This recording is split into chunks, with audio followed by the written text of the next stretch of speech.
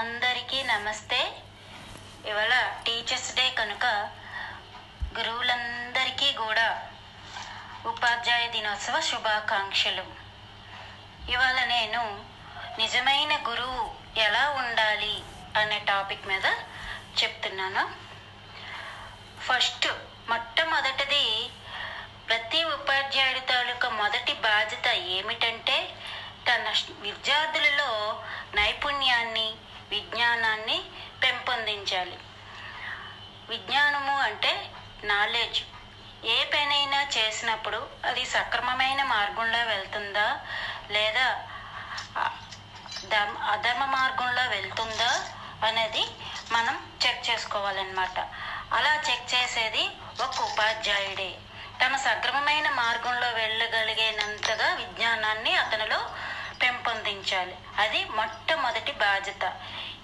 ఇది తప్పు, ఇది ఒప్పు అని చెప్పాలి. ఏ దారిలోనైతే వెళ్తే ఆ విద్యార్థికి గౌరవ ప్రతిష్టలు పెరుగుతాయి, నలుగురిలో మంచి పేరు వస్తుంది అనేది చెప్పగలిగే వ్యక్తే ఉపాధ్యాయుడు. అలాగా ఆ ఉపాధ్యాయుడు మంచి మార్గంలో, సక్రమమైన మార్గంలో తనలోని విజ్ఞానాన్ని, నైపుణ్యాన్ని పెంపొందించాలి. అలాగే రెండవ పాయింట్, సామాజిక బాధ్యతను నేర్పాలి. సమాజం పట్ల చైతన్యాన్ని, సమాజం పట్ల స్పృహను నేర్పాలన్నమాట. సమాజంలో ఎలా ఉండాలి, ఎవరి దగ్గర ఎలా మాట్లాడాలి, పెద్దల దగ్గర ఎంత సంస్కారంగా ఉండాలి, ఎవరికి ఎలా గౌరవంగా ఉండాలి, సామాజిక విలువలు అనేది తెలుసుకోవాలన్నమాట. అలా మూడోది, వ్యక్తిగత జీవిత విలువలను కూడా నేర్పాలి. వ్యక్తిగత జీవిత విలువలు అంటే ప్రతి విద్యార్థి కూడా తన ఇంట్లో ఉన్న దానికన్నా పాఠశాలలో ఉన్నదే ఎక్కువ టైం గడుపుతారనమాట.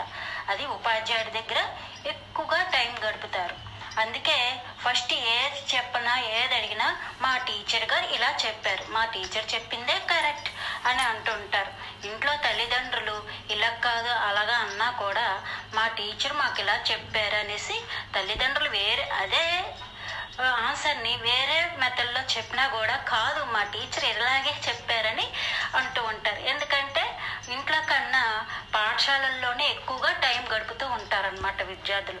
అందుకే ఆ ఉపాధ్యాయుడే తనకి మొదటి గురువులాగా కనబడుతూ ఉంటారు. పుట్టగానే తల్లిదండ్రి మనకు భగవంతుడు జన్మనిస్తే మనం మొట్టమొదటిగా చూసేదే తల్లి తండ్రిని. వాళ్ళు మనకి మాట నేర్పుతారు, నడవడికను నేర్పుతారు.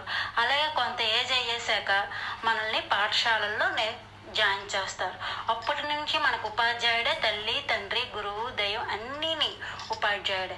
అందుకే మనం ఉపాధ్యాయుడే ఎప్పుడు మాత్రం కూడా స్టూడెంట్స్లో మంచి క్రమశిక్షణను నేర్పుతూ ఉండాలి, వ్యక్తిగత విలువలను నేర్పుతూ ఉండాలి, కుటుంబం పట్ల బాధ్యతలకు విలువిచ్చినట్టు నేర్పాలి, అలాగే బంధాలకు విలువిచ్చినట్టు కూడా నేర్పాలి. ఒక్క చదువులోనే కాకుండా అన్ని రకాలుగా వాళ్ళల్లో నైపుణ్యాన్ని, విలువలను తెలుసుకునేలాగా పెంపొందించాలి ప్రతి ఉపాధ్యాయుడు కూడా.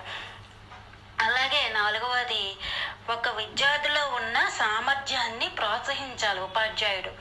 అంటే తన విద్యార్థిలో అతనికి ఏమి ఇంట్రెస్ట్ ఉన్నదో అని ఉపాధ్యాయుడు గ్రహించాలన్నమాట. ఏ సబ్జెక్ట్ మీద ఇంట్రెస్ట్ ఉంది, ఏ కళ మీద ఇంట్రెస్ట్ ఉంది. ఆ క్లాసు అయిపోయిన తర్వాత, ఆ లెసన్ అయిపోయిన తర్వాత ఆ తరగతి గది నుంచి బయటకు వచ్చాక ఉపాధ్యాయుడు అనేవాళ్ళు ఆ విద్యార్థిలో ఉన్న ఇంట్రెస్ట్ని, టాలెంట్ని పైకి తీసే విధంగా ఎంకరేజ్మెంట్ చేయడం అన్నమాట, ప్రోత్సహించడం. ఈ ఉపాధ్యాయుడు కూడా తన విద్యార్థికి ఇన్స్పైర్గా నిలబడతారనమాట. ఎప్పుడైనా సరే ఒక 20 ఏళ్ళు 25 ఏళ్ళ తర్వాత ఆ విద్యార్థి తన ఉపాధ్యాయుడికి దగ్గరకు వచ్చి నేను మీ విద్యార్థిని సార్, మీ వల్లే నాకు ఇంత స్టేజ్ పెరిగింది, నాకు ఇంత స్థాయి పెరిగింది, నాకు నలుగురిలో గౌరవం ప్రతిష్ట వచ్చింది, మీ మంచితనం మమ్మల్ని కాపాడుతుంది అని ఉపాధ్యాయుడి దగ్గరికి ఎప్పుడైతే వచ్చి స్టూడెంట్ చెప్పారో ఆ ఉపాధ్యాయునికి అంతులైన ఆనందం ఉంటుందన్నమాట. ఆ ఉపాధ్యాయుడు ఎంతో పొంగిపోతూ ఉంటారు. అప్పుడు నిజమైన సార్థకత అనేది ఉపాధ్యాయునికి వస్తుంది. అది స్టూడెంట్స్ కూడా ఉపాధ్యాయుని జీవితకాలం గుర్తుపెట్టుకుంటూ ఉంటారు.